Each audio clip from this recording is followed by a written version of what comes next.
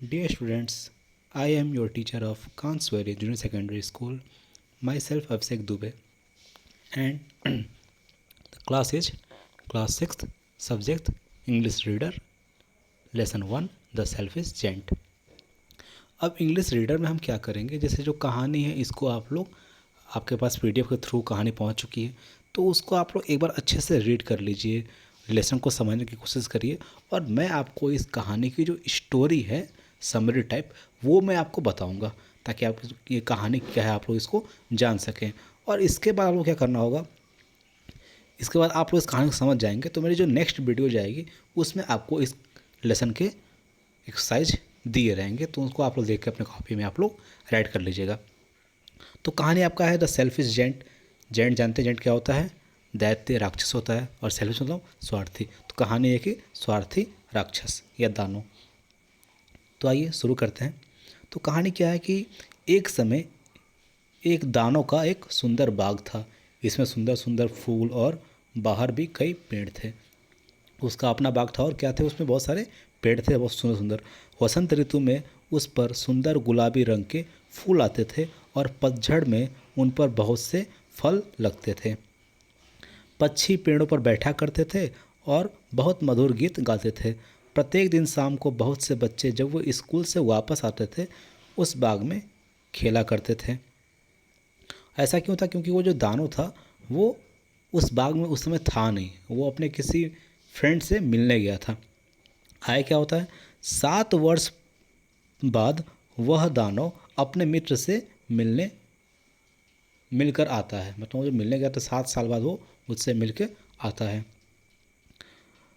जब वह वापस आता है तो वह देखता है बच्चे उसके बाग में खेल रहे हैं। अब खेलते देखकर वो उन पर चिल्लाता है, तुम यहाँ क्या कर रहे हो। बच्चे डर के कारण भाग जाते हैं।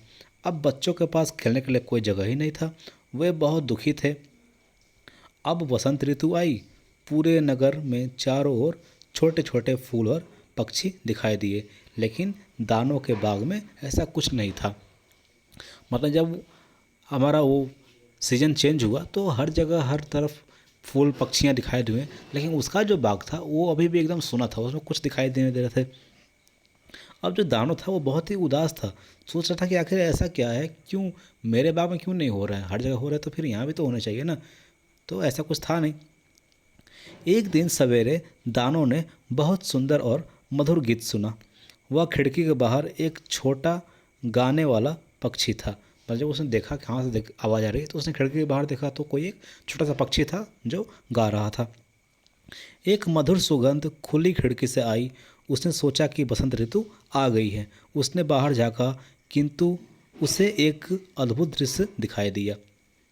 दृश्य क्या था वो देखते हैं। दीवार में एक छोटे से सुराख में से बच्चे बाग में गए थे। वे पेड़ों की प्रत्येक शाखा पर बैठे हुए थे। वृक्ष खूब फल फूल रहे थे, पक्षी चहचहा रहे थे, मधुर ध्वनि में गा रहे थे। दूर एक कोने में एक बहुत छोटा बच्चा खड़ा था। वह पेड़ की शाखाओं तक नहीं पहुंच पा रहा था। अब ये रीज़न क्या था, जब उसने देखा तो क्या था कि जो उसने दीवार चारों तरफ लगाया था अपने बाग के, वहाँ कोने में एक कोई छेद हो गया था। बच्चे उसी के थ्रू आए थे, उसी में से आए थे और खेल रहे थे। और उसने देखा कि एक छोटा सा बच्चा था, वो खड़ा था लेकिन उसकी हाइट बहुत कम थी, तो वो पेड़ को नहीं छू पा रहा था। यह देखकर उस दानव का हृदय पिघल गया। उसने अपने मन में कहा, मैं कितना मूर्ख था। अब मैं समझा हूँ कि वसंत मेरे बाग में क्यों नहीं आया। दानव ने बच्चे को गोद में उठाया और पेड़ पर बिठा दिया। राक्षस ने बच्चों से कहा, ए बच्चों, अब यह तुम्हारा बाग है। मतलब उसने क्या किया, उसने उसको अब समझ में आ गया था कि आखिर मेरे बाग में बसंत क्यों नहीं आया था, क्योंकि उसने बच्चों को खेलने से मना कर दिया था। और जब बच्चे आ नहीं रहे थे तो बाग एकदम सुनसान हो गया था, लेकिन जब बच्चे आए फिर से बसंत आ गई थी। तो उसे ये बात समझ में आ गई थी कि सब मेरी ही गलती थी, ऐसा मुझे नहीं करना चाहिए था। फिर उसने क्या किया, उसने अपने बाग के चारों तरफ जो दीवार लगाई थी पूरी दीवार को गिरा दिया, और इस प्रकार उसके बाग में चारों तरफ वसंत आ गए। उसने मन में ही कहा कि अब मुझे समझ में आ गया है कि वसंत मेरे बाग में क्यों नहीं आ रहा था। तो इस प्रकार उसे अपनी गलती का पछतावा हुआ और उसने बच्चों को अलाउ किया कि भाई तुम लोग आ सकते हो, भाई तुम्हारा ही बाग है, तुम लोग आओ और इस बाग में खेलो। तो इस प्रकार वो क्या था, जो स्वार्थी दानव था उसका मन अब पिघल गया, अब वो स्वार्थी नहीं रह गया। तो यह भी कहानी थी। तो इस कहानी से हमें क्या शिक्षा मिलती है?